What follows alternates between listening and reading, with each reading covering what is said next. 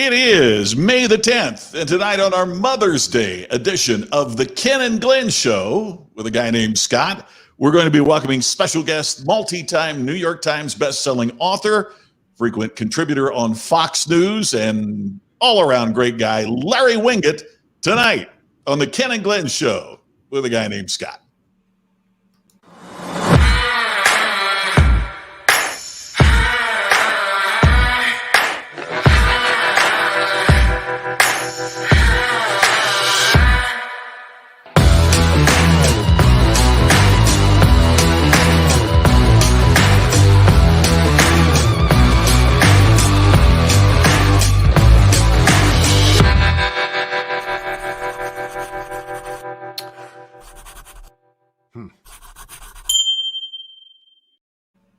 So please welcome, here they are, Ken and Glenn. And, oh yeah, me, a guy named Scott, with an exclamation mark. Happy Mother's Day, gentlemen. Yeah, happy Mother's Day to all the mothers out there.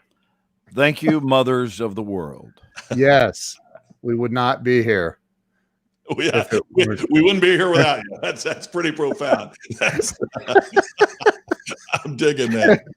I'm just trying to be deep tonight. That's all. You know, it's getting deep. I'm telling you. Is there a backstory to the maroon shirt, Ken? Yes, it was hanging out in my closet a little bit ago, and I picked it. So under the heading of most readily available. Not necessarily. I was trying to do like this to see if no, I think it's a beautiful color, but I was trying to look to see if it said USC Trojans on it. No, it has the shark logo on it. I don't know. It's a maroon shirt that was in my closet. All right, I'm used to seeing you in some sort of Ohio colors. Anything Scarlet that's and Buckeye. gray? I don't think I own anything like that. I'm pretty sure. But anyway, So hey, tonight, what are we talking about, guys? We've got an unbelievable guest waiting patiently in the waiting area here for us. Yes, we do. I actually thought that Larry can join us in this, but I thought it'd be a good idea to pay tribute to our own mothers and offer a story or two in connection with our own moms. I think that makes sense on a Mother's Day. Okay. Sounds good. Let's bring Larry on. Scott, you want to do the introductions? You know this guy? That's kind of dangerous, but knowing that Larry would get the last word, I'm going to go easy. This guy's amazing. He multiple-time New York Times best-selling author. You see him frequently on Fox News. He is a member of the Speakers Hall of Fame. It just goes on and on and on. But the reason is because he is so clear about who he is and what's important. And that's one of the things I think we're going to take away tonight. It's a great degree of clarity and a whole lot of fun. One of my best pals in the world. Would you please welcome Larry Winget to the show? Larry. All right. You be careful what you say, Scott. Remember, I know you.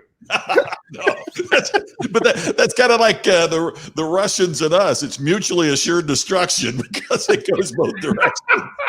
So. Oh my God. One more Scott McCain. There you go. He calls me one more McCain because there's been way too many times I've said, "Oh, Larry, come on, one more. One more Won't hurt us." One more. Now, the story of how the two of you met. Goes back to the National Speakers Association. I was in the audience of speakers, and Larry was doing the luncheon speech. And speakers tend to be very critical of other speakers. You know, it's just kind of in the water at that particular event. Imagine, if you would, speaking at the speakers convention, half the people think they should have been chosen instead of who's on the stage, and the other half are there to steal all the material that they can. So, and people are sitting around the room going, "I could have done this so much better." Exactly right, Glenn. So this guy walks on, and I don't know, Larry, what, you were like 2 or 3 minutes into it, and his mic went out, just out. I'd only been a member of the association about 6 months. So I was brand new. Nobody had ever heard of me. Nobody knew Larry, and his mic goes dead. And I remember all of us at our table, we all kind of went, we're going to see if this guy's good or not. And he handled it like a pro. Mike came back on. They were tearing down the goalpost and ripping up the turf and throwing babies in the air and everything when Larry was done. And it's been downhill since then. So we can, as good as I ever was, I peaked early. So we became friends then, and we've been great friends for 30 plus years. Yep. Wow. We have a little group of guys, Larry and myself and 4 other guys, and we are called the Bourbonaires, and we do a couple of trips a year to eat the best food and drink the best bourbon and just hang out. One of the things that we talk about, and we don't mean to talk too much about, one of the things we talked about is it's not how many more years, it's how many more times. You can say, man, we got another decade we're going to be doing this, but that means you only get to do it 20 more times, and that puts a whole different perspective on it. And so we just decided we weren't going to sit around and talk about how we wish we would have gotten together more. We're going to do it at least a couple of times a year, and we just have a blast. And then Larry and I get together when he's in Vegas or I'm down where he is, and so we just make it a great time. There's one of the other members of the Brotherhood, Bob Donnell. Hey, Bob. Bob, what's going on, man? Throwing babies in the air. So that was in what year, Scott? The speakers. 92? 90. 90? Wow. So yeah, 30 years. Wow. Well, very cool. Long-term friendships are awesome. So who wants to? The 2 of us. It's hard. The funny thing is, and Larry and I talk about this. The funny thing is, a lot of people have said to both of us, "We can't believe you guys are such good friends," because I tend to have a very cheery, positive look, and Larry's very direct and very to the point. And Larry has said this forever. And Larry's the one that thought of it. Is that the funny thing is, he and I usually end up at the same conclusion. It's just we take different roads to get there, and so it's been a lot of fun. And Larry and I have just a blast working together and talking to each other and everything else. Have you guys ever seen the movie What About Bob? Yeah. There's a reason I'm asking. Yeah. Larry is poised to have a great moment, not unlike Richard Dreyfuss. When Richard Dreyfuss turned around and looked back at his bookshelf to see if he could locate his book, and it was nothing but the book. Do you remember that? Like the whole shelf. And he tells Bill Murray, let me see baby steps, my book, Baby Steps. Let me see if I can find it here. And it's nothing but yellow books with the cover of Baby Steps. I'm looking at Larry. Larry's. I love that. I absolutely love that. And it's a great book. And it was on my list of required reading for my students a few years ago. Shut Up, Stop Whining, and Get a Life. I just thought and it's interesting how we put out, without specifying in word form, a request to meet Larry. Energetically, when I read his book, that request was sent out in my mind, because I thought there's a brother, right? And at some point, some way, somehow, especially if he's a speaker, we will invariably cross paths with one another. And so, Larry, it's especially cool for me to have you on the show tonight, because I just love the way life works. A few months ago, earlier this year, not this calendar year, but I don't know, maybe 8 to 10 months ago, we were doing a manifestation exercise in the workshop that I lead. And I mentioned during that exercise that I was working on doing a film with Denzel Washington. And I've been making movies for 45 years, but he was one of the people on my bucket list. And I think it was something like 6 weeks after this exercise, which is called What Do You Claim on Your Pizza, is the name of it. And what I claimed was Denzel. And 6 weeks later, I was in Los Angeles playing Denzel Washington's boss. I love how when we really, really drive our thoughts on point, miraculous things happen. So I just love it, because it doesn't require force. It just requires enough thought and follow through and faith that the right people show up at the right time And it's just great to have you show up. And so thank you, Scott. By the way, my wife's been claiming Denzel for a lot of years, and I'm the guy who keeps showing up.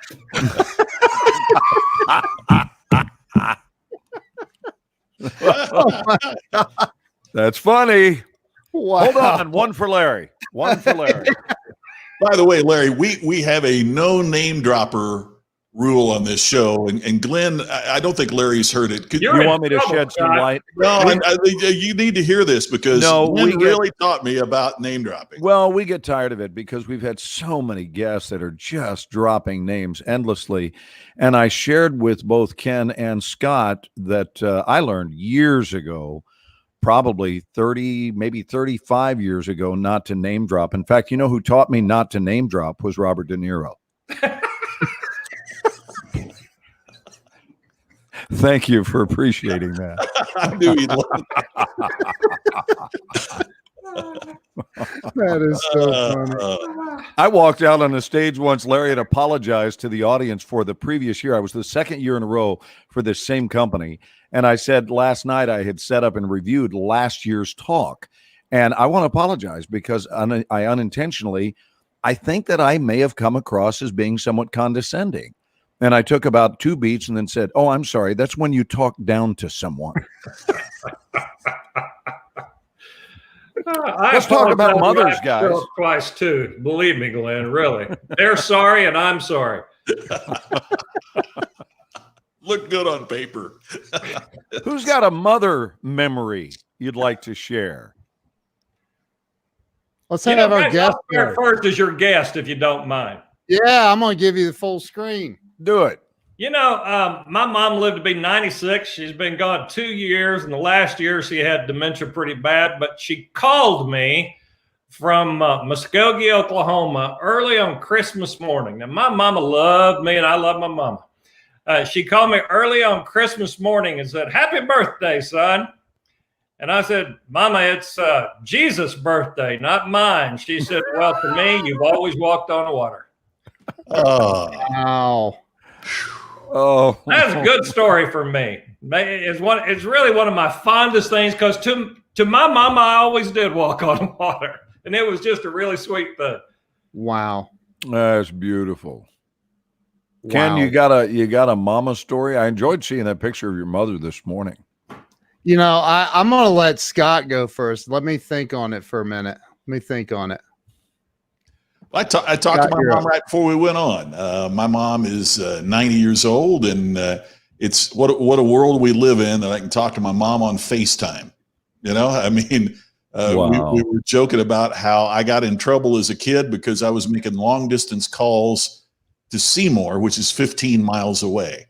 You know, we had to pay to make phone calls to a town 15 miles away. Now we talk to each other on video across the country.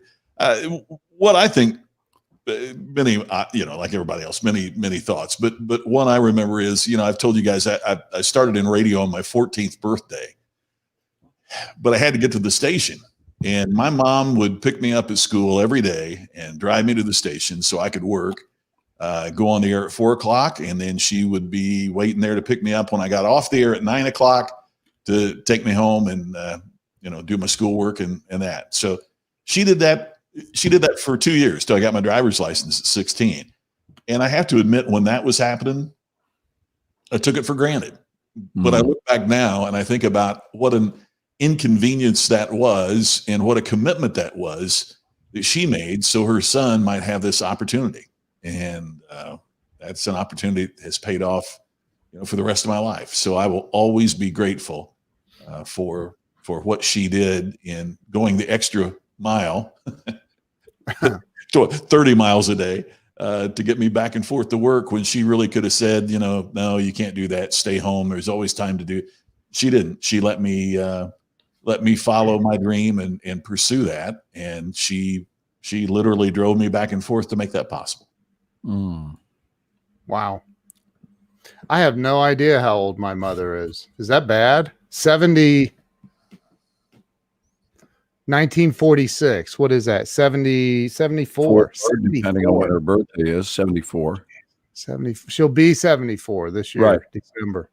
I watched my mom.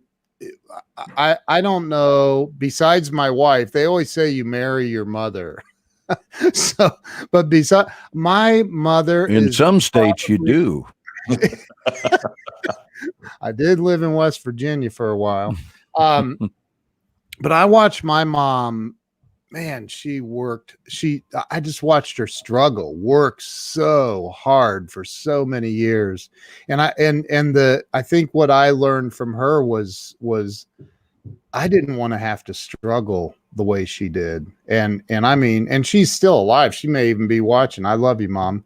I watched my mom, like, I've never seen anyone work as hard. I mean, she worked in a factory my entire life growing up, didn't make much money at all, but man, she worked and just showed me at a very young age. And I, a lot of people are like, I didn't have it good. And, I mean, I had it, whatever, it doesn't matter. But it showed me at a very young age, man, you gotta work in this life if you want to. And don't whine. It goes right back to Larry's book. But my mom did, I mean, and she didn't. She worked.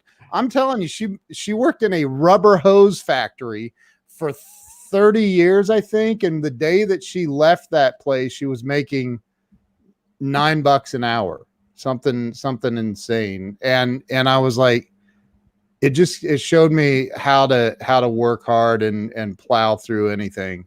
That woman, she worked her butt off, man, to keep her kids all fed and roof over their heads, and was amazing. So thank you for everything, Mom. That's beautiful. Yeah. I want to offer thanks to my mom, and I just spent the afternoon with her. She's 82, had me when she was 21 years old, and had my brother Brian when she was 19. And the thing that I so regard about my mom, and I so respect about her, is that she was the first person in her Southern Baptist family, and still to date, the only person who was courageous enough to get a divorce. And when I say courageous enough, I mean that she was swimming upstream, because divorce was not a popular concept. And with my mom and my birth father, divorce was the correct choice. Knowing both of them very well, and my father's deceased now, but it made sense that they were not evolving similarly, and that divorce made sense. So she didn't let popular opinion, she didn't let religion deter her, she didn't let her family's beliefs about it. And then she really pulled an encore in 1965. There was 3 years there between 62 and 65 that she raised Brian and I by herself. Again, something I admire her for. But in 1965, as kind of an encore performance to her willingness to get a divorce, she decided that marrying a Jewish man would be equally popular with her Southern Baptist family. And so it turns out that my mom has the courage of a lion, and always has. Many, many other displays of that. And I had a funny story that I mentioned to her today at lunch, where we were out deep sea fishing, which we used to do in Galveston every year. And when I was 15 years old, I hooked into the biggest shark I have ever seen. And I've done a lot of deep sea fishing, but this one was the first one that the captain of that boat said he had ever seen that was bigger than the back of the boat itself. It was enormous. And I fought this fish for close to an hour before it ultimately broke the line and got away. But before he got away, he rolled sideways. And by the way, yes, this is my impression of a shark rolling sideways. He rolled sideways right at the top of the water and dove down. And much to my pleasure, I looked over my shoulder maybe 30 minutes into the fight to see that my mother was getting this with a Bell and Howell camera. And of course, we didn't have sound in those days, but she is, I mean, we did, but they didn't have it on the little home movie cameras, the little 8mm specials, and she's filming it. And so I went back to show it to all of my buddies when we got back to Dallas. We had about 8 seconds of the pole bending, and the entire 3-minute film, including the shark turning like this, was a shot of my mother's hand like this, covering up the lens. I have a 3-minute home movie of the inside of my mother's hand. So we had a good laugh about that at lunch today. Wow. Very cool. Wow.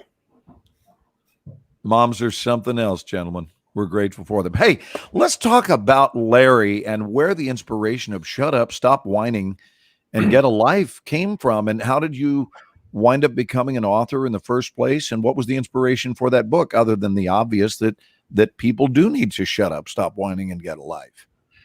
I've written a lot of stuff since then, but that was the first one that really sort of staked my place in being an author, and it got me a TV show on A&E and all that. I was just tired of being like everybody else, and Scott remembers me. I was your happy, motivational, regular speaker kind of guy. Was out there saying all that positive crap, and I got to the side, really. And that's what all those motivational bozos who say all that stupid stuff, positive attitude and all that, I was sick of it. Can we coin the phrase positive crap? Larry, I love it. They're saying all that positive crap. Well, yeah. I don't disagree with you. I just think it's beautiful. It's a funny expression. I just got to the point where I hated everything that came out of my mouth, and I didn't like what other people were saying. And I could take every one of those motivational BS platitudes and say, that's not true. And nobody else was out there saying any of that stuff. And I looked around and said, if I'm ever going to try to differentiate, create distinction, as Scott talks about, now's the time. And so I was kind of going upstream there, looking around at all the books that were very, very popular. You had Zig C at the top, you had Covey's book, and all of those. And I thought, you know what people really need to do, and it came about as a result of me being heckled, by the way. I forgot to tell that part. I was on stage and a guy heckled me, and I'd not been heckled before. And when he heckled me, I stopped and said, buddy, you need to shut up, stop whining, and get a life. Oh, wow. And at that moment, thank you to that heckler. Ovation. Hey, do you remember exactly what the nature of the heckle was? Do you remember what they said? No, I really don't. I wasn't used to people talking back to me in my speeches. Or anywhere, for that matter. Or in life, or any place. Anywhere.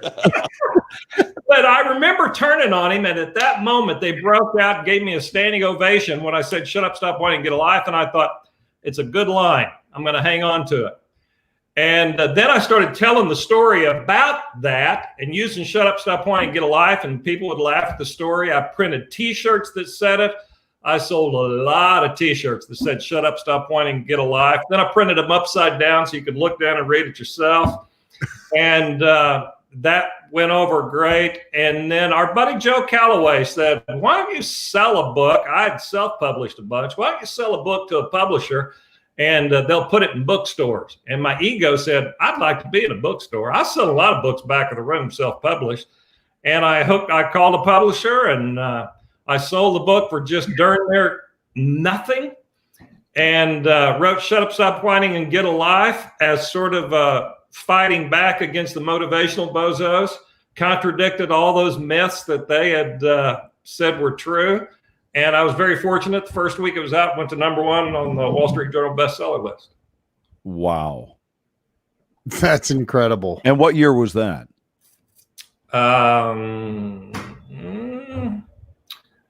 2004. I think I must have read your book in about 2010, maybe 2009, something like that. And then how many more books have you written since then?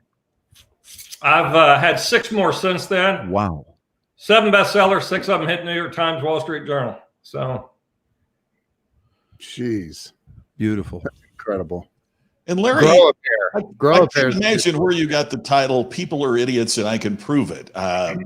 Having spent a little time on Facebook, I have no idea where that. Do you not have an internet connection? was the easiest book I ever wrote. People Are Idiots and I Can Prove It. That ain't about right itself, did it? Exactly the words out of my mouth, Scott.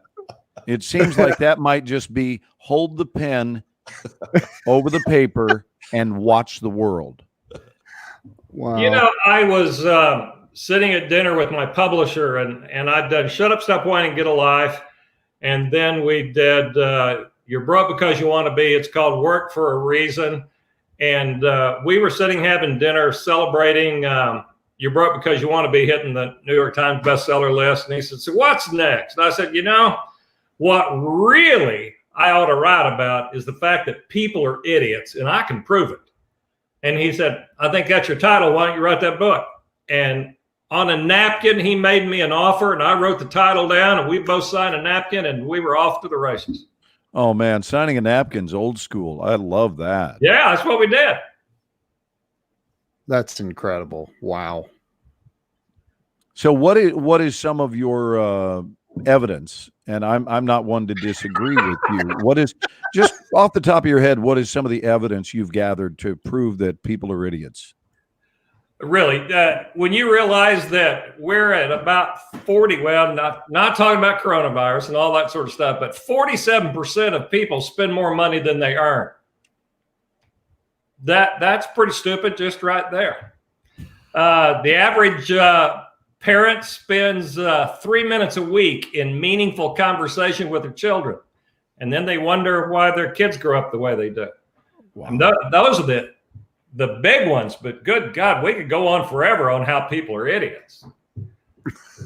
And now it's more evident than ever. People just, I think my next book might be Profoundly Disappointed, because I truly am. I am just profoundly disappointed in the way people are. Is there an answer? Forgive me for skewing positive here for a moment, but is there an answer? Is there hope? Do we have a role? Is there restoration available for society at all? No. It's game over. I think it's a mistake for any person to believe they can change society. I think society change when they want to and if they want to, and right now they don't want to. I think the best any of us can do is take care of ourselves. And if you take care of you and I take care of me, and enough of us just agree to do that and seriously say to hell with everybody else. I don't care what you do. I can't control what you do. You're driving me nuts and I can't do anything about it. I'm going to take care of me. And if all of us decide to do that, it gets better. But this is where the motivational people drive me nuts. I'm going to change the world. No, you're not. People change when they want to change, not when you want them to change, and not because they need to change. When it gets so bad that change is all they're left with, then they might, possibly, maybe, probably not. We'll do something about it. I have noticed that that's true. People are seldom interested in unsolicited advice, and rightfully so. You know,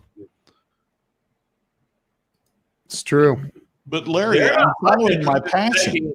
Advice they pay for these days either. Yeah, that's true. No, but you're right, and that can be about as fortuitous as peeing in the wind. It's pretty futile to think that you're going to change the world, and we very much are of that school that you mind your own business and do what you do. From time to time, I do think that a life well lived might catch someone's eye. That's not the reason for doing it. That never should be your motive, but to live a life well, one that you're proud of, when all is said and done, you get to the end of it and go, you know what? That was exactly the life I came to live. That's been my game plan since I was a young boy, is to have an ongoing discussion with my death day self. And I have been doing that on a regular basis, asking that version of me what it is he needs to feel good about his departure. And somewhere along the line, if someone learns something from that, then so be it. That's beautiful. But minding one's own, you remember this one we heard when we were kids? I grew up here in Texas, Larry. So do you remember this one? Mind your own damn beeswax. Yeah. I remember beeswax was the substitute here for business. But Larry, I'm told to follow my passion. I'm going after what I'm passionate about. What could possibly go wrong? Well, other than the fact that you're incompetent, you know, there are a lot of passionate people who are passionately incompetent. And good God, Scott, you knew that was a setup. I set them up, you knock them down. That's what. Passionate people need to look in the dictionary and figure out what the word really means. It means a barely controllable emotion. I don't want a barely controllable emotion running my business or making my decisions. One emotion ought to be as good as the next. Why don't we just pick rage? Why don't we instead use logic, do a little research, check with other people who may know more than you? Not passion. Passion is never the answer. It's like saying, trust your heart. Your heart is the dumbest thing ever. If you've been divorced, if you've been married before, if you've ever been in a relationship before, you know your heart is an ignorant organ. Say more on that. Make a decision for you. What are you laughing about, Scott?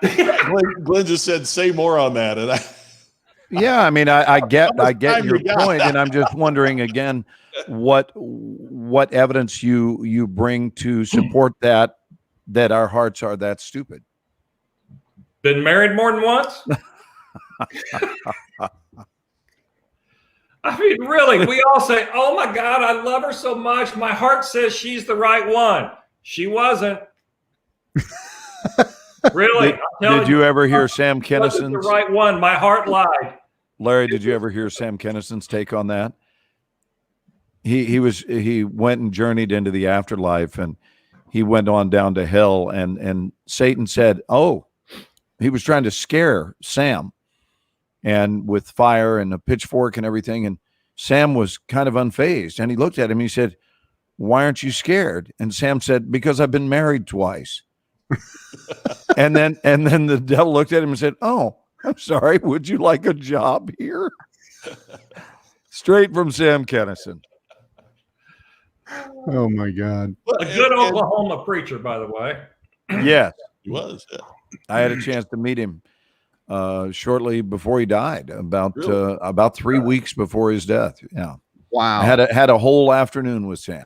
That's cool. Yeah, it was cool. He was visiting a friend of mine on his talk show in Los Angeles, and I got down to the studio early so that we could chat. I was a fan of his outrageousness on stage. And, you know, Sam was about as tame as you are, and I love that. I love the willingness to get out and just say what you feel, man.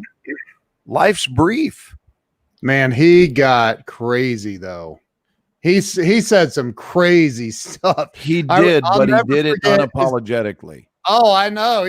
I remember him saying, "Have you seen these new rad commercials? The rockers against drugs?" He's like, "Are you freaking kidding me? Rock created drugs." He's like, "That's like Christians against Christ." I'll never forget that line. I'm like, God. And then wasn't long after that he may have met his demise. I don't know. So Larry, were you born in Tuskegee? Muskogee. Oh, Muskogee. Okie from Muskogee. Wow. I'm such an Okie from Muskogee that in 1969 I saw Merle Haggard live from Muskogee. Scott will appreciate that. I do appreciate that. That's amazing. Wow. And, you know, one of the things that Larry and I have talked about in the past, and it gets back to what he was talking about earlier, is that we see so many in our field of speaking and writing who are advising people to only follow their passion. And it really gets to the point that I feel sorry for some of the people that are buying into that, because personally, I think passion is important. I think that commitment, that drive is important, but it's not the only thing. And when the point is made that passion is the only thing, you know, I'm really passionate about basketball, man. I mean, Larry and I talk about this all the time. He could care less about any sport. He doesn't care about basketball, and I'm so into basketball. But my passion for basketball doesn't mean I'll ever be able to play the game. Right. Means I make a great fan, But if I would follow my basketball passion, it would lead to that. You know, if you're 400 pounds and 65 years old, you ain't going to be the jockey that wins this year's Kentucky Derby, no matter how passionate you are about horse racing. Right. It might be a great time to become passionate about inventing a time machine. Yeah. And so I think that sometimes when we hear these folks that are just talking about following your passion, I really think it's something that gets a lot of clicks, and as we've seen online, it'll sell a lot of membership subscriptions, but it won't get you where it's not enough to get you where you want to go. Well, and Glenn, you've talked about this a lot. You and I've had private conversations about it. Might as well just throw it out there. Sure. The speaker world is, and I literally was asked to speak I was telling Scott, I spoke in Vegas a year ago, and it was the very first, like, in a long 20 years since I've been on a stage, and the speaker world is tainted with a lot of BS. I don't know how else to say. A lot of people. Hold on, let's deal with the shock that was just administered by Ken. Give us a moment to deal with that shock, and then we'll be back after these words. I know I've met a ridiculous amount of speakers, just like you guys have. I'm not in the speaker world like you guys are, but that you watch them on stage and you're like, wow, that was freaking awesome. I want to go run through a brick wall now. And then you get talking to them afterwards, and they snub their nose at you. They treat you like you're a piece of crap or whatever. And it's like, that's not who you were. You were just saying, be kind to everyone on stage, and you literally just tried to stab me. And they're not, I mean, the majority, unfortunately, are not who they portray on stage or in their Alex, speeches. I think the word we're looking for is inauthentic. Which is, by the way, the easiest thing to fake is authenticity.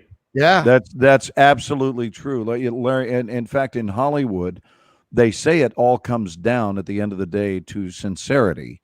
And once you've learned to fake that, you've got it wired. Wow. And there are a lot of really inauthentic speakers, and Scott and I could go right down the list. The ultimate compliment for me is to be the same guy off stage as I am on stage. Hear, hear. And at least when people are around me, and I've made this a goal, they'll say, that's the way he really is. I mean, I really am this way all the time. And I don't, I will not spare somebody's feelings. I don't go out of my way to be a jerk, but I say what I believe. And, I appreciate what you said a while ago, Glenn, about Sam Kinison. He was unapologetic. Yes. If I'm going to have to apologize for it, I shouldn't have said it to begin with. So I don't plan on apologizing. So I make sure I mean what I say. Absolutely. Yep. I mean, well, that way there's certainly no misgivings. Nobody's going to ever say, I really misread Larry. That's why I don't do Q&As at speeches. Have I been unclear? What could possibly be a question here? And to your point, Ken, I think if you ask, Larry or Larry, by the way, Kyle Wilson was here a couple of weeks ago. We spent a lot of time talking about Jim Rohn and that. And I was talking about the introduction that you gave to Jim Rohn at the National Speakers Association being the finest introduction I've heard. And if you want to talk about people that were the same, and Larry, you would know better than I, the people that were the same on and off stage, I think Zig is one that lived the life that he talked about, and that Jim Rohn. And I don't think it's a coincidence that those are the two that people, continue to talk about years and years and years after their passing. Yeah. Yeah, you're totally right there. Yeah. Hey, Scott. Yeah. I just looked at the clock. I missed our cue. It's time once again at 44 after the hour. we have 2 regular features, but we just kind of do it whenever. But every week I say, "Oh, it's time once again." Actually, I think that makes it more entertaining. Is that they have no clue at what point will it occur. Once again, at 44 after, we're playing our game. We have 2 things we do, Larry. One is, ooh, that's just wrong. And the second one is, that was something cool that I saw this week or I've recently seen. So at 44 after, we're playing the game, ooh, that's just wrong. So what we want to do is to talk about something that we've seen that makes us go, ooh, that's just wrong. So mine wasn't from this week, but I want to charge into it because it loops in my own mother. And it is a distant memory where in 1976, in May of 76, I had one of the greatest moments that any 17-year-old could have, which is that I was traveling around the country in a limousine, signing pictures and kissing women, and frankly, deciding that that was a lifestyle that worked for me. And it began in San Francisco, opening weekend, May the 26th of 76. Not that I remember the date. It was a Friday, and we went to the opening of the film, and I have never seen that many beautiful women in my life, all of whom took time to come up and offer a hug and or a kiss, and several of whom gave me their phone number and said, please call me. Let's spend some time together this weekend. When we got in the limousine to go back to the hotel, which we had not even checked into yet, my mother informed me that we would be sharing a room. And as far as I'm concerned, ooh, that's just wrong. I've never had a greater opportunity in my life. That was it. I think that was the mountaintop of my life, to have an encounter with the cream of the crop. And Mom said, yeah, we'll be staying in the same room, sweetheart. Wow. Happy Mother's Day, Mom. That is wrong. Just wrong. That's way wrong. Can I go? I got to go next. We're coming to, I don't know if it's a close on coronavirus, but things are trying to open back up and get going. And this week, I heard that there's now murder hornets on the loose. I don't know, man. That just seems really, really wrong. Like, everybody's lived in fear for the last 2 months, and now we introduce to you murder hornets. Where are they? They fly around, apparently. But I mean, is it all over the country? That's just wrong. That's wrong. You mean they can fly? They don't have to walk? Hey, Ken. What is that? Ken, thanks for pointing out to me that they're not doing this underground. Thanks for pointing out that they fly. I mean, I don't know where they are. I heard somebody say they started in the Pacific Northwest or something. I'm like, isn't that where the first case of coronavirus was? And then I don't know, man. Man, it's a bad year to be Washington State. I mean, for real. But I mean, are they biting people in Maine or down in Tampa? They're like stinging them to death. Like, and there's some crazy dude I saw on YouTube that allowed one of these things to sting him on his arm. Is that incredible? This goes back to Larry's original point about the stupidity of humankind. No, have you seen this guy? He's got a whole show.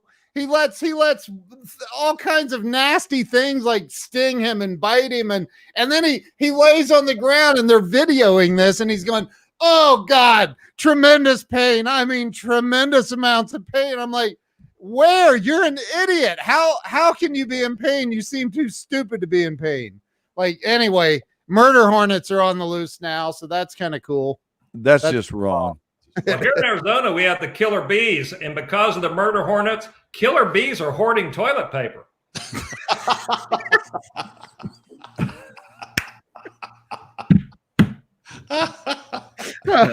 That's funny. I think that's more funny than wrong. I don't know if it's entirely wrong. Oh my God. Scott, what have you seen? And we really haven't talked to our listeners tonight and kind of checked in with the pulse beat of what they're thinking this week. They're eating heads off. I don't. This isn't a funny one, but Joe Calloway that we were talking about earlier sent Larry and me and a couple other folks a picture this morning, and it was Nashville opened up restaurants last night or yesterday, and it was a picture of a bar in Franklin, which is suburban Nashville. Beautiful little town. Yeah, I love Franklin, and it was looking down into the bar.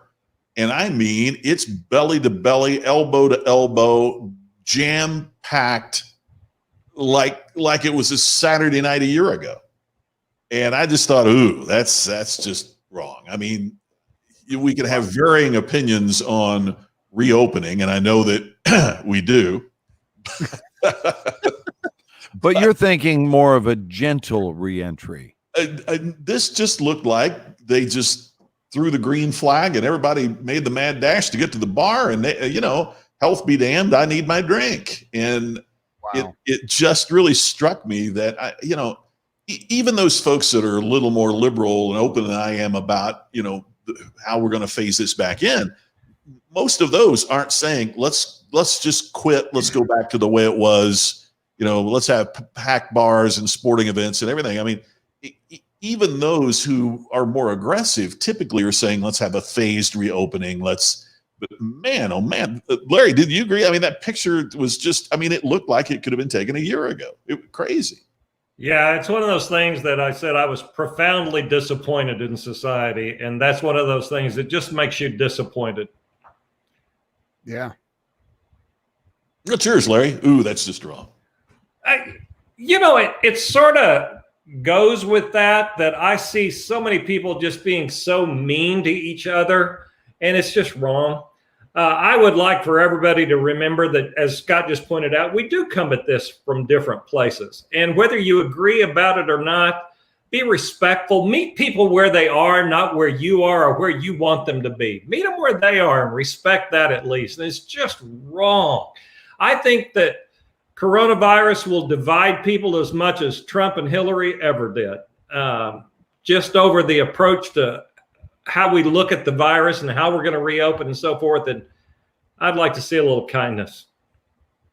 So how have the last 8 weeks looked for you, Larry? Has it been slightly different? Has it been dramatically different? What has this period looked like for Larry? Can I answer that? This has been the fulfillment of his dream to get home and not have to talk to anybody or deal with anybody. This is Larry's dream come true. Total social isolation was so easy for me. It really was. It was a goal. It's his passion. So you're saying I shouldn't nominate Larry for this month's cover of Let's Connect magazine? Probably not. Okay. I miss my grandkids. Everybody else, I don't care. I miss my grandkids. But for 8 weeks, I've been truly hunkered down, guys. I mean, really hunkered down. And I'm not opposed to dying, even though I'm not looking forward to it. But I just don't want to die like this. And so I'm going to hunker down. But as far as how it looks for me, an afternoon on the patio with a cigar and a bourbon, it looks like every day for me.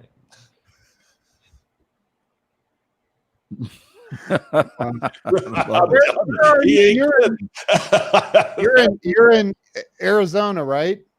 Yeah, it was 106 yesterday. Good Lord, have mercy. So I stood in the pool up to here with my bourbon like this and my cigar like this. And just went from side to side. Why is it I completely believe you? I do too. I said a picture of it. I completely can picture Larry doing that. He sent me a picture. It's absolutely true. What I do? Cigar, drink, cowboy hat to make sure I don't get sunburned, and this is it. Hey, what did our live comments say about things that they've seen that were just wrong this week? Sydney said what I just said was just wrong. By the way, Larry, you can see the comments. I don't know if you know that. Yeah, I'm looking at them. Oh, are you? Okay. Okay. I'm looking quickly through. You guys see anything that I wanted to mention earlier, my friend Colin back in Indy posted about something about when we were talking about Facebook, and Larry reminded me of what Susan Rowan has always said that we've loved when she says, I truly believe that everyone has a book inside of them. And for most of you, that's where it needs to stay. Oh, jeez. One of my favorite lines. Isn't that a great line? Wow.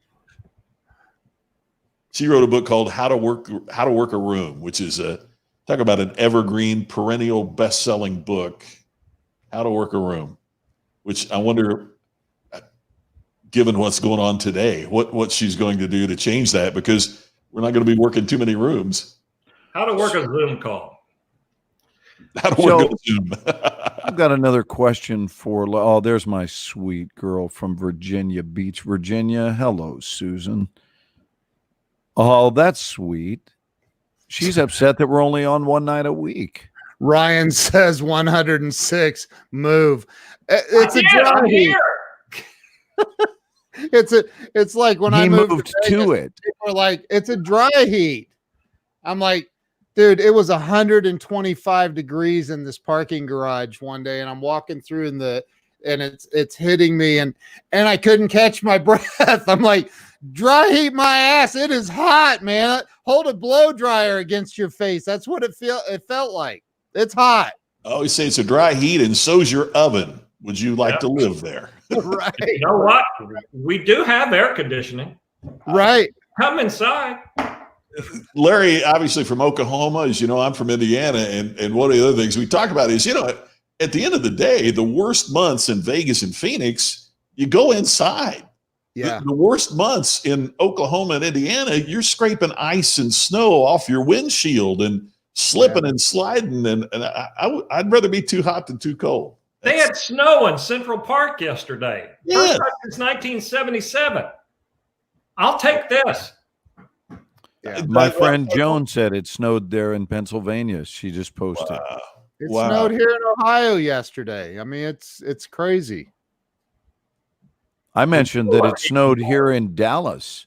Snowed here in Dallas about 6 weeks ago, and then I went out and bought some Head and Shoulders and brought a stop to it. Really, Glenn? I had more hair on my bar of soap this morning.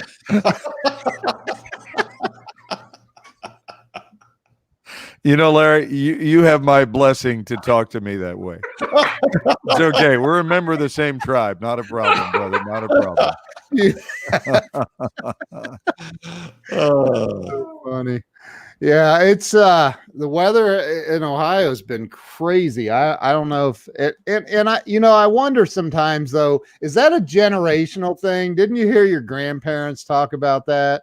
Like the weather hasn't been like this in 30 years. I don't know. It's the hottest day we remember. Everybody. Yeah. I'm curious, and Glenn speaks quite frequently, and Larry and I both do. I'm curious, what is your worst audience? What's the toughest audience that you've ever had? Boy, I know mine. I've had one tough audience, and I'm not exaggerating. I've experienced it one time only, and it was in Omaha, Nebraska. And I think that I mentioned this to you guys, that I walked out on stage and laid into them strong. I'm talking about things that I've done before that grab an audience. Not today. And then I decided to, up the stakes and go a little higher. Not today. And I looked out and realized that everyone was there in the audience with their significant other. And it was a packed crowd, probably close to 1,000 people. And every two-person pairing looked like the friggin' painting American Gothic as they sat there with the pitchfork expressionless. And I thought, oh my God, I'm going to have to skip the verbal foreplay and go with my best material. And I eventually owned them, but it was the longest damn 3 to 4 minutes before I could even get a smile. out of the crowd. And I chose not to do any real hanging out after the event. But that thankfully has only happened one time. And we just were speaking. It was sort of like, hey, fella, we don't habla that. We just don't habla that. And we don't all speak the same language. I think we can have common intent, but sometimes we language it differently. And so, yeah, Omaha, Nebraska is where that happened for me. And no offense to anyone from Nebraska. Scott, you and I have talked about it before. I had two. They were just my most horrible memories. One was a group of teenagers that worked for a fast food chain, and there were about 1,000 of them in a room. And I walked out when they introduced me, and they were throwing frisbees with $100 bills taped to the bottom and certificates for mountain bikes and all this cool stuff and color TVs. And the guy came out and said, hang on. All the fun's got to stop. We got a speaker. And they started to boo. And they booed for the first 5 minutes until I walked off stage and said, I'm not doing this. That was a bad experience. But the worse than that was going on stage for a group in Walnut Creek, Ohio, that was all Amish. It was Amish carpenters. And the guy had seen me do the National Lumber Association, and he was a Mennonite. And so he was liberal enough to think I would be funny for the Amish carpenters. I had the only car in the parking lot. And I told the Mennonite guy when I looked at the audience, I said, I'm in trouble. He goes, no, I got a great sense of humor. I said, I do stories about Tarzan, Superman, the Lone Ranger, Sonic, Radio Shack. He goes, oh, they won't know any of that stuff. None of that stuff. I said, I got one Amish joke. It's about an Amish drive-by. He goes, okay, good. He said, what's an Amish drive-by? Clip, clop, bang, clip, clop, bang. And he said, oh, they won't get that. And it did not go well. Oh my God. Hey, Larry, do you happen to know who character actor Charles Durning was? Oh, yeah. A buddy of mine. And we worked together and right toward the end of his life. And the night we met, and I've told this story to Scott and Ken, but he walks up to me, and before he even offers his hand or says, hello, Glenn, he sits down next to me at the dinner table. This is the day before production begins. And he turns and he goes, hey, Glenn, if you ever get so drunk, now mind you, he's in his mid-80s at the time. He skips hello and says, hey, Glenn, buddy, if you ever get so drunk that you just have to make love to an animal, make sure it's a horse. I just looked at it and I thought, that's the most peculiar introduction I've ever heard. And I said, a horse. And he said, yeah, a horse. Because that way, at least when you're done, you'll still have a ride home. Okay, so this week's That's Just Wrong.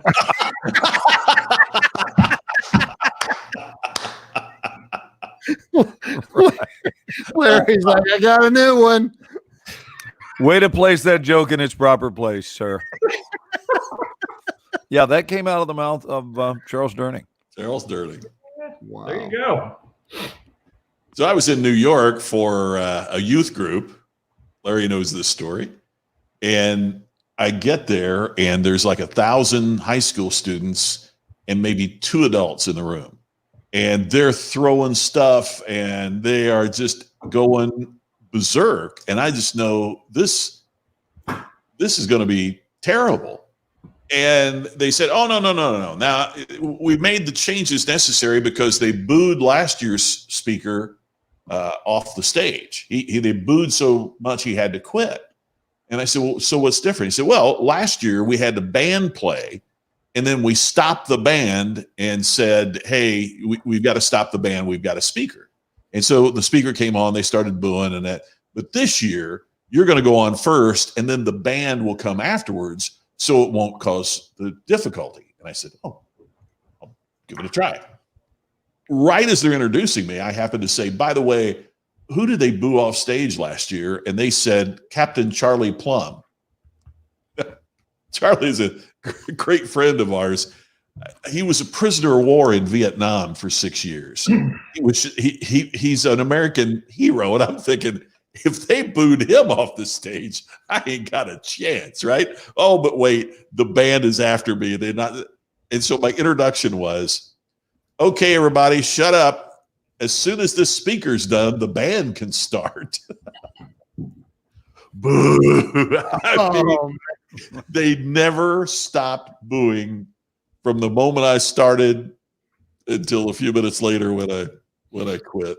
It was terrible. Got recommended by one of my mentors I've talked about here before, Charlie Willie. He said, got a great group for you. And this is as I'm learning. This is what a mentor will do. He said, it's a group of in Southern Illinois, not too far from where you live. And, they got full fee and all this. And it's an after dinner. Well, great. And they're in the energy business and all that. So I get over there and it's a group of coal miners. And my introduction was the guy goes up and bangs on the microphone, blows it a couple times. He said, all right, we got this dude that knows a bunch of dirty jokes and he's going to entertain us tonight. Welcome, Steve McLean. Oh, God. Sit down. And you can't win. No. Steve McLean with his dirty jokes. Well, until Steve gets here. Which one did you tell him, Scott? Yeah. Was it about a horse? Hey, I said make love. I heard that joke. I mean, I even cleaned it up a little bit from the version that came out of Charlie's mouth, Oh, wow. Oh, man. What did we see that's good this week? It's 6 after, so it's time to play the game again. And we do it every week at exactly 6 after. Exactly sometime. What did we see good this week? Larry, what did you see good this week? Let's start with you. Well, I watched Godfather of Harlem with Forrest Whitaker. Wow.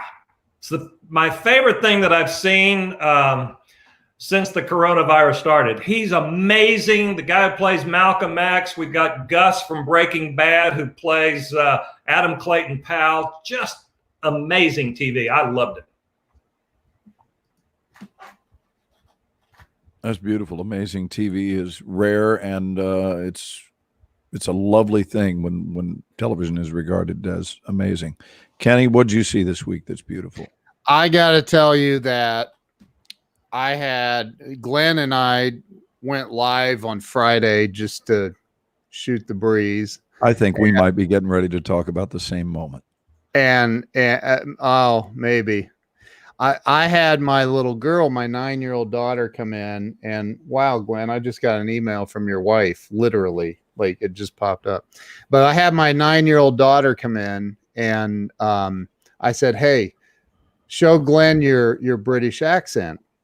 And she comes in and she's a pistol. I mean, she is not afraid of anyone. She's little for her age, real little, but she is a little stick of dynamite. She doesn't take crap off of anyone. She's just got all this energy. And she comes in, she's like, Glenn Morshower, the movie star, my ass. I don't care. And she doesn't mean anything to her, right? And so she's just like, hello, and starts talking in this British accent to Glenn. And he's like, well, hell, and he starts talking in a British accent to her. And they just have this dialogue back and forth that was unbelievable. And it's just it was the coolest thing I think I've ever seen. Like it just, and the fact she literally didn't care who Glenn Morshower was. And then the next day I said, Glenn said that I have a little actress on my hands. And she goes, oh, do you think he would like to star in a movie with me? And didn't she start your day this morning by coming in and saying, would you like to have some tea and crumpets? Right? Didn't she speak that way? Yeah. Oh my gosh. She's something else. Little Abigail. That was fun. That was something a blast. else. Yeah. How about you, Scott? It sounds like I'm saying this because he's sitting here, but Larry and I and 3 other guys get together every week on Zoom and have our little cocktail hour every Friday afternoon. Oh, nice. And we started doing it because we weren't able to get together on our last little Bourbon Airs trip because of the travel. But man, I hope we continue to do it all the time, because just to have an hour and a half, just to sit and talk with your best buddies and shut everything down and what's happened this week and what are you doing and how you doing. And it's probably my favorite hour of the week. And it's the best thing I've seen, because we have done it every week. We have been very consistent in doing it. And it's just great. We are so fortunate. I don't think we're fortunate to be going through this, but we're certainly fortunate to have the technology that we do. If this would have been 20 years earlier, we couldn't have done things like this. And so I just, that's my favorite hour of the week, just to sit and just, shoot the breeze with these guys and see what's going on with them, because it does make it easier. It doesn't make it easy, but it makes it easier to deal with the challenges and the changes that we got going on right now. Well, especially when you're dealing with someone that you've been friends with for 30 years. I mean, that's just longevity in friendships is really a wonderful, wonderful thing. Kenny Rogers had a song about that. You can't make old friends. And I think that so often, in that there's just something about when people have been there with you at the beginning and they've been there with you through your roughest times. We've both been and changes that you go through. I mean, think of the changes that you go through, your midlife crisis, and you're on and on and on. And, to have guys that love and support you, but also are there when you get a little full of yourself, to make certain that you know where your place is in the world. You can't beat that. And especially because it comes from your friends that have stood the test of time. That right. The agenda, maybe if I put him down a little bit, there's none of that. And it's just the best thing I see most weeks. I agree. Guys, you can't lie to, and wouldn't if you could. We joke that we could play poker over the phone. Say that again? We could play poker over the phone. Because you would trust the other guy to tell you what he had. Wow. So I think that friends and even family members are on the top shelf when they support your natural metamorphosis. Like whatever is happening for you that is your envisioned path is kind of your business, and they stay out of its way, with the exception of being supportive in what you esteem to be meaningful. And people do change. I mean, we all change to a lesser or greater extent.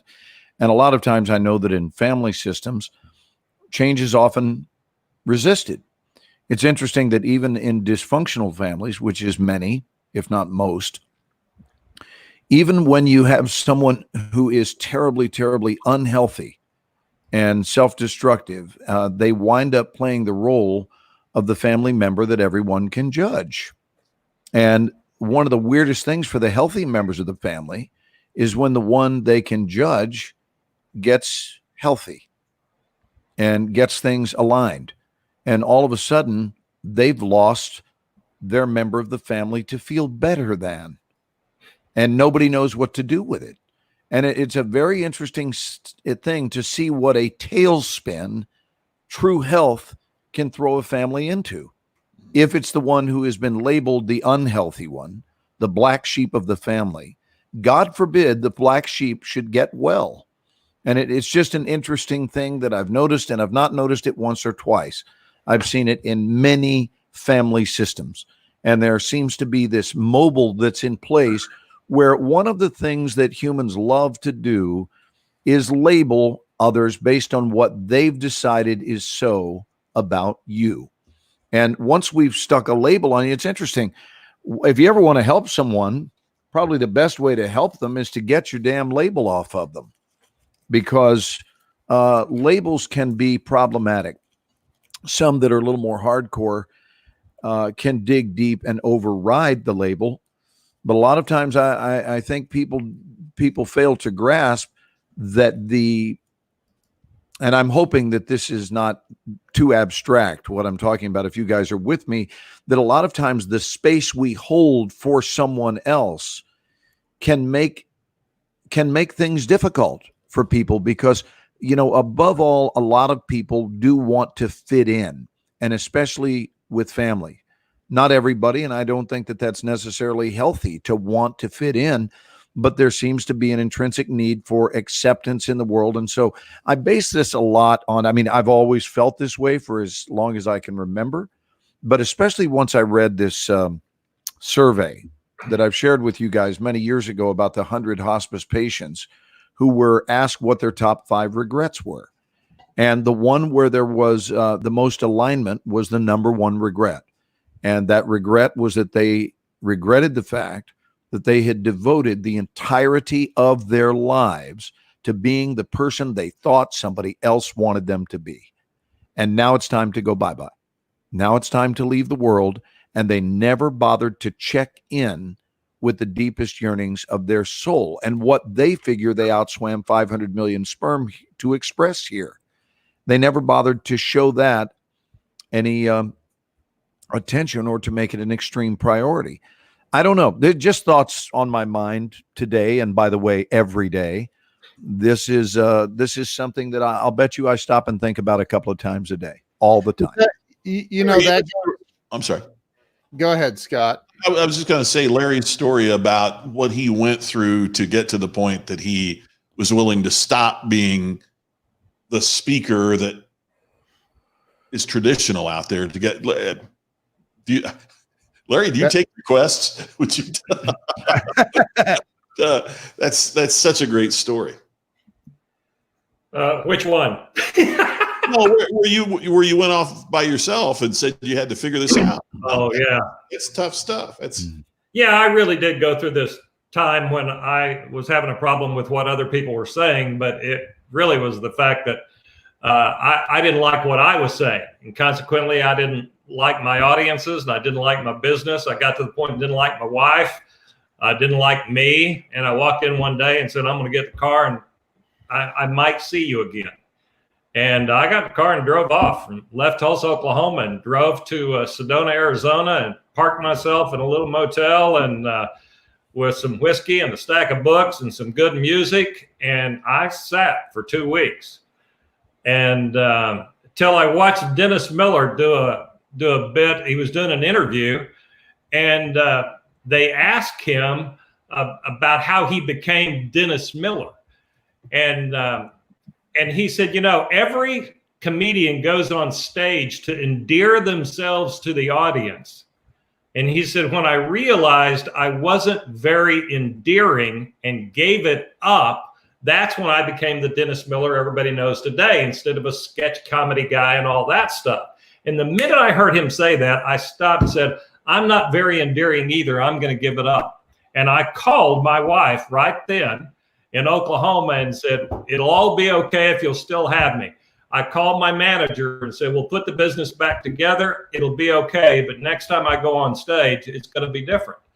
And it was that willingness to be authentic and throw all that stuff away. And I had no idea what my business would become if I wasn't the funny motivational guy anymore. But it's turned out very well for me. But it's a hard thing to go through. So the popularity you gained, not that you care about popularity, but the popularity you gained was gained via your willingness to give up popularity. Yeah, that's exactly right. That's beautiful, and something that I relate to and admire, because, we, Ken and I have had these discussions, and Scott recently, but I've not had as many conversations about it with Scott, but we've agreed that it is possible to be found guilty by association. And this is something that I have dealt with. I don't mean an actual guilt, but what I'm saying is you're charged with you're judged, or you're viewed, maybe viewed as a less harsh term, but you're viewed by the company you keep. And so there are certain speakers whose stage I will not speak on, even though I have my own message that I would love to share with pretty much any audience. But my new boundaries are that I won't share that message just anywhere, because the waters are incongruent. They're incongruent with it, and I am not interested in being photographed with that particular bunch. I don't want my name and or image bolstering their cause. I don't believe in their message. I've seen the inauthenticity. I'm seeing people that pay large sums of money to be trained by someone who knows far less about the art of living than the person who's paying for the training.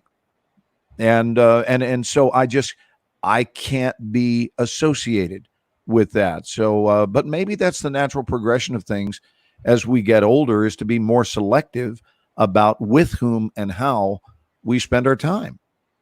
I think it goes back to what, and I was going to reference Larry again. You know, he was talking about meeting people where they are. And I think all of you, I don't know that Larry knows this, but I'm, recovered alcoholic, 17 and a half years sober.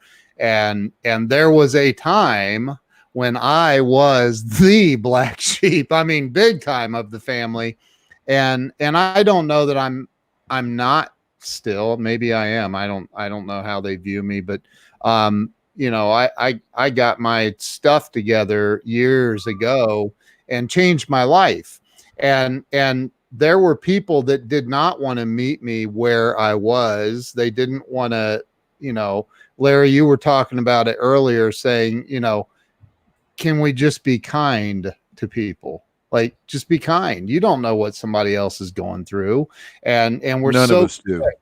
But we're so quick as human beings to just go right into judging and let's annihilate them. And I'm guilty of it. I've done the same thing, but I think that this for me, for the last 2 months, it's been a time of really reflecting on, and I put a comment up earlier that Colin said, when everything is uncertain, what is truly important becomes clear. Man, for me, it's been really, really clear that I need to judge less and love more. And I don't mean love in like, the 60s love fest stuff. I'm talking about just what Larry said earlier. Just be kind, man. Try to meet people where they are. Like, because you don't know what somebody else is carrying. You never know. Ken, aren't you here because of the 60s love stuff? Probably. I mean, I'm just saying. Yeah. Well, it's the agape, not the eros, right? I mean, it is. Right. Well, Ken, I throw something out that looks at that just slightly different. I think we need to be more judgmental. We judge everything. You judge one grocery store over another grocery store. That's why you go to that grocery store. I think we all have become too easy, too willing to put up with so much that we need to draw more lines in the concrete that says, I don't know if you've heard me say this before, Scott, but we need to be very clear and say, this is some shit up with which I will not put. We need to really stand up for what's right and say, I'm going to judge. Glenn, you just gave that as an example. You judged and said, I am not going to participate. That's a good thing. We need more of that. We need people standing up and judging. That's not in alignment with my core values, and I'm not playing that game. Yes. I agree. I think we've become a bunch of weaklings who will lay down for just about anything in order to get one more damn Facebook like. And we will remain that way as long as everyone gets a trophy. Yeah. Yeah, that's right up my alley for sure. But I think I get what you're saying about judging less and loving more, but I'd like to see us have a little more judgment around the right things. I totally agree with that, by the way. I totally agree. I saw. I knew what you were saying was a different thing, but Yeah, but when I was referring, when I first, and I sponsored guys in AA where they came in like fresh out of freaking jail or whatever, just getting sober, and they wanted everybody to trust them, like them, and love them at that moment. It's like, dude, like, you've been an asshole for the last 25 years. It's not going to happen that fast. You got to wait on, you got to do the right thing long enough, and then people will maybe start giving you some slack. There's still people in my life that freaking hate me from the stuff I did and 17 and a half years later. So, and that's all right. But I agree with you. And totally. Ken, by design, you're going to be in some sort of probationary period. Yep. Right. While you wait to reroute your life, because not everyone is ready for your case of immediacy. Right. Right. They may not be so immediate in their redirection of their newfound opinion of you. So, Larry, where would you like to see us judge more? Is there a specific area? I mean, you mentioned that in a number of areas, but is there one in particular that really chaps your butt that you'd like to see an elevation in judgment? I think my book, Grow a Pair, was about identifying core values. And I think that once we figure out what we really stand for and what we believe, we have to be willing to put up with other people's poor opinions of us, because we're so willing to stand up for what we know is right. And that takes us judging the fact that we don't want to participate in certain guys. I quit my Twitter account and I had a lot of followers just because I wasn't willing to put up with what I saw on there anymore or hear what they had to say. I think that we're going to have to start standing up more for what's right, speaking up for what's right, and doing what's right, and stop selling our souls for the approval of others. I think that is going to destroy us. And I think we see that every single day. It's destroying us. And we're such a bad example for our children. Such a bad example. My mama told me sticks and stones, and we're on Mother's Day, will break my bones, but words will never hurt me. And now we have young kids killing themselves, literally, because of the words someone else says about them on social media. As parents, we need to step up and tell them those are the words of stupid people. Don't buy into that crap. Judge that as stupid and don't participate. I think that's where judgment comes in. Sticks and stones may break my bones is one of the dirty dozen, what I refer to as the 12 biggest lies we were ever told, because indeed words are powerful. Yeah. I couldn't agree more. And Ken, thanks for highlighting that comment by Alan Skidmore, because Alan Skidmore, who I know you've been on his talk show, Larry, but Alan is indeed the one who gave me your book and said, Glenn, this is years ago. He said, Glenn, this is right up your alley, brother. I think you have a brother from another mother. His name is Larry Winget, and his book is called Shut Up, Stop Whining and Get a Life. And I said, I love it. I'll read it. And I did. He just reminded us that I read your book on a flight to London. Wow. And so I was in the air when I met you. And that was pretty cool. The same barber, apparently. How did you used to like working together, Ken? Well, guys, we just got a couple minutes left in the show tonight, so I'm just kind of curious on that happy note for the Glenn and Scott show next week. I'm kind of curious. By the way, our guest next week is the one and the only, the inimitable Brad Sham, the voice of the Dallas Cowboys. Oh, how cool. Brad will be with us next week. Nice. Man. That's a football team, right? Yeah. Not a very good one recently, but That's a football team. I just appreciate that Larry came and spent some evening with some time with us this evening. It's cheerleaders that happen to have a football team around them. Do you know why they originally went to AstroTurf? Because at the Cotton Bowl, they used to play on natural grass. Do you know why they went to AstroTurf? This is a long time ago, so it's not even a current situation. But years ago, why they made the initial Why adjustment. did they go to AstroTurf for the Cotton Bowl? Thank you for playing along, Scott. It was to keep the cheerleaders from grazing. Oh, and on that happy note. Oh, wow. Larry, last comments you want to leave us with? You were here the whole time. Usually, our guest pops in and is here for a while. We kept you around for 90 minutes. Thank you for doing that. I really appreciate it. Seriously, thank you for being on, Larry. Oh, guys, I was honored to be here. Glenn, it's nice to meet you more in person, and maybe we'll be able to do that truly in person some days. Ken, good to see you again. Scotty, you and I talk every single day. We talk every single day. This was a lot of fun for me, and I appreciate you all having me. Well, thanks for coming by, brother. Just go be nice. That's it. Pretty simple when you boil it down to that, isn't it? There you go. But judgmental. Know what you stand for, and then clarity comes very, very easy. Yep.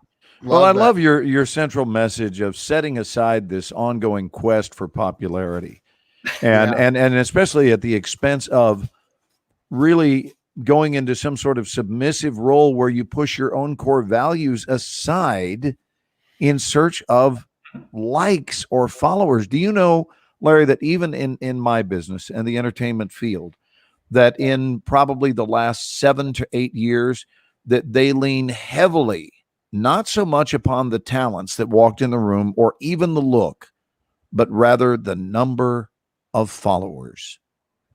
And when an actor walks out of the room, if that actor destroyed the room, and I mean destroyed in a good way, I mean they floored everybody and they went, wow, that guy would be brilliant in that role. First question up after someone says he's brilliant is, how many followers does he have? The same thing applies to writing a book. The books that get published are not the best books with the biggest impact. They're the authors who have the biggest social media following. That's what they always want to know. Scott knows that too. Absolutely. We've sold our souls, guys. It's a shame. But this is so much fun. Awesome. Thank you. We'll have to have you back on someday soon. Love to. Had a lot of fun. We have any closing thoughts for our mothers?